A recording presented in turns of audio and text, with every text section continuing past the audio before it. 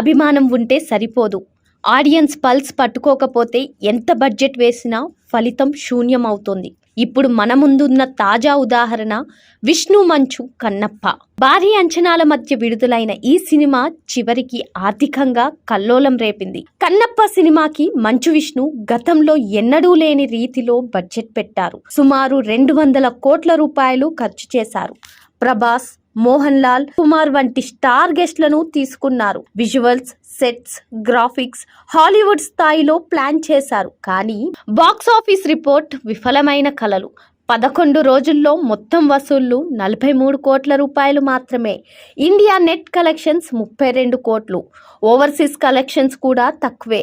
లాభంలోకి రావాలంటే కనీసం 220 కోట్లు రావాలి. కానీ వచ్చింది కేవలం 20%. మిగిలిన బిజినెస్, డిజిటల్, శాటిలైట్ హక్కుల వల్ల కొంత రికవరీ అయినా మొత్తం లెక్కలు చూసిన తర్వాత 150 కోట్ల రూపాయలు దాటిన నష్టం అని సినీ వర్గాల్లో చెప్తున్నారు. ఇది విష్ణు కెరీర్లో అతిపెద్ద డిజాస్టర్గా నిలుస్తోంది. కథ, స్క్రీన్ ప్లేపై కన్నా స్టార్ల మీద ఎక్కువ దృష్టి పెట్టారు. టికెట్ రేట్లపై తీవ్ర అసంతృప్తి.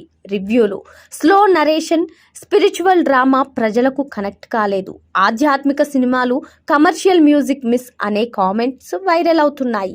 కన్నప్ప ఒక భారీ ప్రయత్నం, డౌటే లేదు. కానీ ప్రేక్షకుడు మనసు దోచుకోలేకపోయింది. సినీ పరిశ్రమలో ఇది ఒక పాఠం కూడా. కథలో బలం లేకపోతే పెద్దవాళ్లను తీసుకున్న ఫలితం ఉండదని కన్నప్ప స్పష్టంగా చూపించింది.